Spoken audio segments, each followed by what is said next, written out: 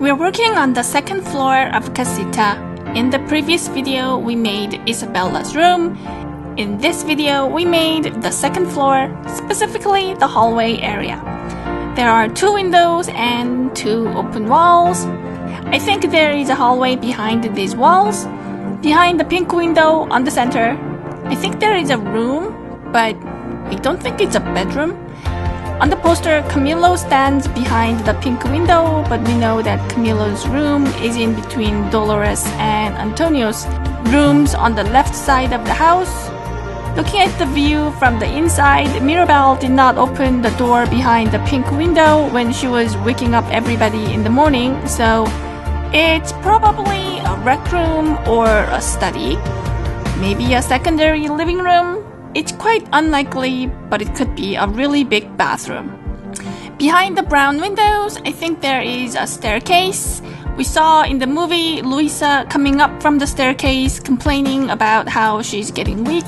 So I think there is just an open area with a staircase behind the brown windows.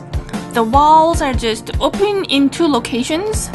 The hallway area could get very wet after a rainstorm. I cannot see any doors behind these open walls. There are only rails preventing someone from falling down from the second floor.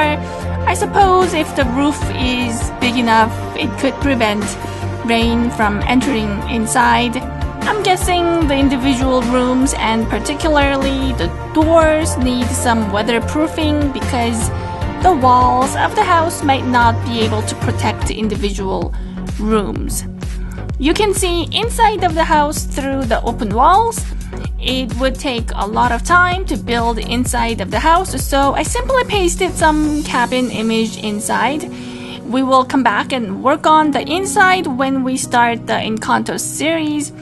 But for now, we only need the outside of the house, mostly just the front of the house. We'll only build what we need as we need them.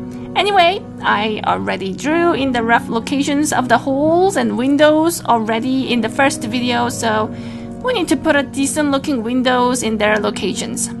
To make the pink window, I first made the window frame by extruding out the rectangular area. Extrude it again, but this time add a bit of a depth to the window frame, and then I added some decorative embellishment to the frame. I also added simple flat rail on the bottom area of the window. Then I took a cube and flattened it to create the window shutter. I created a border around it using extrude and inset tools. I make 2 rectangular grooves. The one on the top is smaller and the one on the bottom area is taller. I added a little brass embellishment, just like the ones on the windows on the first floor, but this time I added some curved areas. I duplicated the finished window shutters so that there are 2 window shutters. I colored the window shutters with dark purple wooden image texture. I colored the window frame with pink wooden image texture. I colored the brass embellishment with brass image texture. I added this placement node to the shading material to add some bumps to the texture. At this point, I decided to go back to the previous windows on the first floor and added little curves to the brass embellishment. Next, I worked on the brown shutters. There are 3 shutters for this window. I made them the same way I made the pink window. I first made the window frame and then added little embellishment. I divided the rectangular area inside into 3 parts. I only made 1 window and then duplicated them for the other 2 windows.